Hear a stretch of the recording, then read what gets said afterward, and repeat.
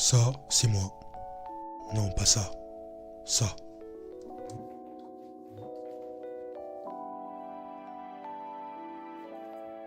Cette chaîne risque de disparaître dans un an.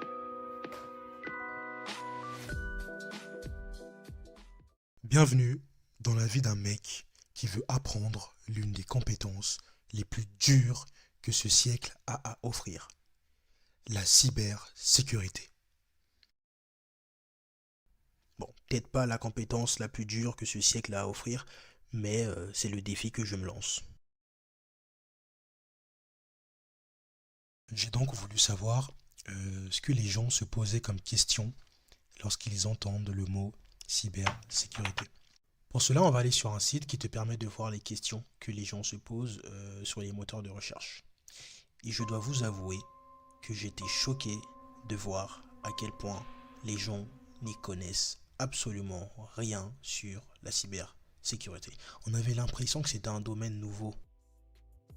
Qu'est-ce que la cybersécurité? Que sais-je, cybersécurité? Cybersécurité, que faire? Pourquoi la cybersécurité n'arrive plus à recruter? Pourquoi la cybersécurité est un travail perpétuel? Pourquoi la cybersécurité constitue un enjeu pour l'aviation civile? Pourquoi la cybersécurité est-elle un enjeu capital pour les démocraties? Pourquoi la cybersécurité? Bref, des questions pas très recherchées, mais continuons. On va aller sur YouTube par exemple. YouTube et on va taper cybersécurité, pareil, la même chose. Alors sur YouTube, qu'est-ce qu'on a? C'est quoi la cybersécurité? C'est quoi la cybersécurité? Qu'est-ce que la cybersécurité? Comment devenir cybersécurité? La cybersécurité, qu'est-ce que la cybersécurité? Quel PC pour la cybersécurité? C'est quoi la cybersécurité? Pourquoi la cybersécurité? C'est quoi la cybersécurité? En quoi consiste la cybersécurité? Pourquoi la cybersécurité? Ouh, les fondamentaux de la cybersécurité, en fait, tout tourne autour de c'est quoi? C'est quoi ce putain? Vous l'aurez compris, tout le monde cherche à savoir un peu ce que c'est que la cybersécurité. Et donc pour vous aider au mieux, j'ai décidé de me former dans ce domaine. J'aurai donc à ma disposition des bouquins. Alors, hop là. Alors, le premier bouquin, bon, c'est sur du hacking. Hacking et contre-hacking, la sécurité informatique. Je sais pas si vous voyez, je pense que c'est à l'envers. Mais... Bref, je suis pas doué. Je vous mettrai les références du livre si jamais vous les voulez en description. Ensuite, Yann Lequin, le prix Turing, quand la machine apprend. Bon, je sais pas trop ce que ce livre fait là. C'est pas trop dans le thème de cette chaîne, mais on sait jamais, peut-être que ça pourrait nous servir. Pareil, l'intelligence artificielle n'existe pas. Bon, voilà. Le hacking pour les nuls. Le hacking pour les nuls. Je sais pas. On sait jamais. Et enfin, le mastodonte. Sécurité informatique, ethical hacker, apprendre une attaque pour mieux se défendre. Voilà. Dans tous les cas, je vous mettrai les liens en description si jamais ça vous intéresse. J'ai oublié un truc de très important.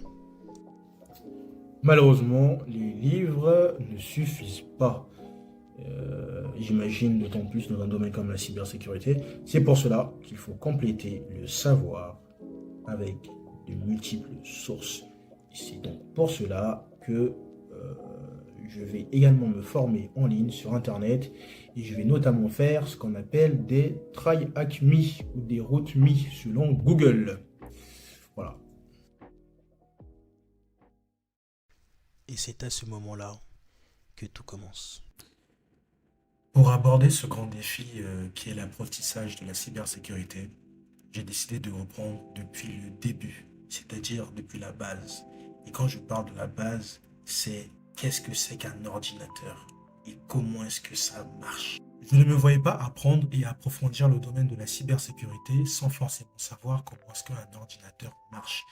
C'est comme si on me demandait par exemple en mathématiques d'apprendre à faire des équations différentielles sans avoir maîtrisé l'addition, la soustraction, la multiplication et la division. J'ai donc décidé de remettre en cause mes connaissances et mes idées préconçues de ce que c'est que l'informatique. Pour cela, j'ai donc commencé à chercher comment fonctionne un ordinateur. On va pas se mentir, un ordinateur, on sait tous l'utiliser. Mais on ne sait pas vraiment comment ça marche, comment est-ce que ça fonctionne à l'intérieur. On connaît 2-3 composants, carte mère, RAM, CPU, processeur, et c'est tout. En tout cas, c'est mon cas. Oui, vous avez raison, je sais. Il n'est pas nécessaire d'apprendre dans les détails comment un ordinateur fonctionne afin de pouvoir l'utiliser. Mais je ne me voyais vraiment pas avancer sans avoir revu les fondamentaux.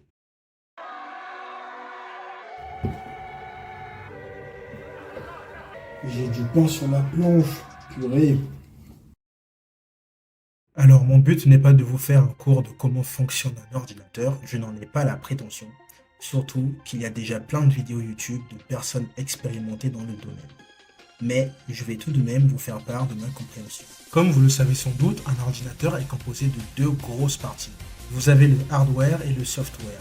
Le hardware, c'est tout ce qui concerne un petit peu plus la partie physique de l'ordinateur. Dans le hardware, vous avez des éléments comme le CPU, c'est le cerveau de l'ordinateur, c'est là que toutes les décisions sont prises et que toutes les opérations sont effectuées.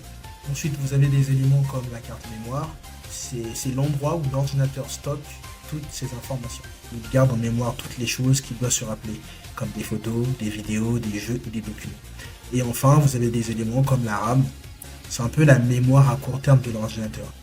C'est là que l'ordinateur stocke temporairement toutes les informations dont il a besoin pour travailler sur quelque chose en ce moment.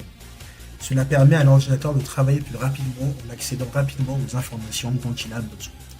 Et enfin, vous avez le software qui est un ensemble de programmes informatiques qui permettent à un ordinateur de fonctionner et d'accomplir différentes tâches.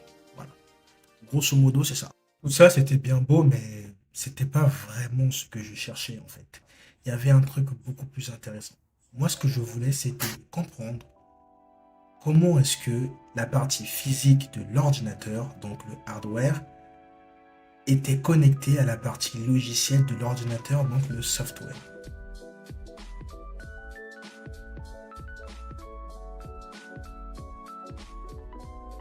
Et c'est là où, à force de rechercher, j'ai trouvé un truc bizarre, le HAL. A-H-L. H-A-L, pas A-H-L, gamin. Je vais essayer de l'expliquer le plus simplement possible. Prenons l'exemple de deux ordinateurs différents. Un ordinateur A et un ordinateur B. Ces deux ordinateurs ont des configurations matérielles différentes. Par exemple, l'ordinateur portable A peut avoir un processeur A et l'ordinateur portable B peut avoir un processeur B. Eh bien, sachez que sans ce HAL, chaque ordinateur devrait avoir son propre logiciel unique. Par exemple, si on avait trois ordinateurs, un HP, un Acer et un Asus, chacun avec des configurations matérielles différentes. Donc, par exemple, un processeur A, un processeur B et un processeur C. Et qu'admettons que dans le HP, on avait une configuration logicielle, du coup un système d'exploitation Windows, eh bien, sachez que sans ce fameux HAL, il ne serait pas possible de mettre un Windows dans le Acer et dans l'Asus.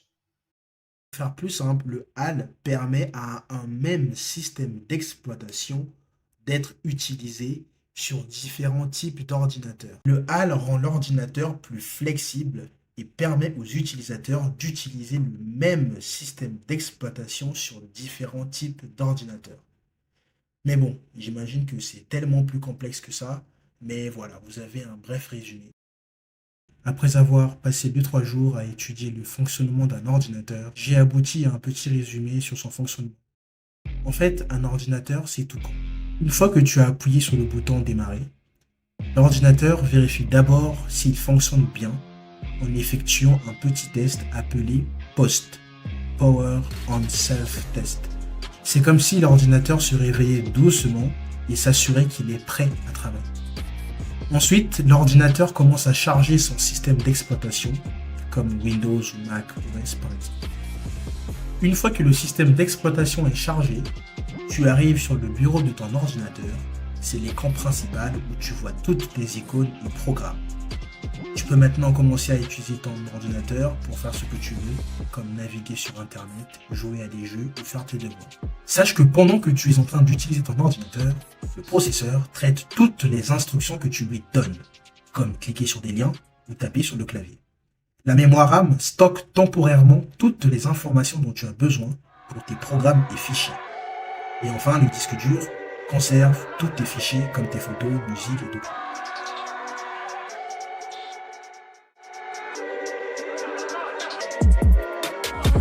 Lorsque tu as fini d'utiliser ton ordinateur,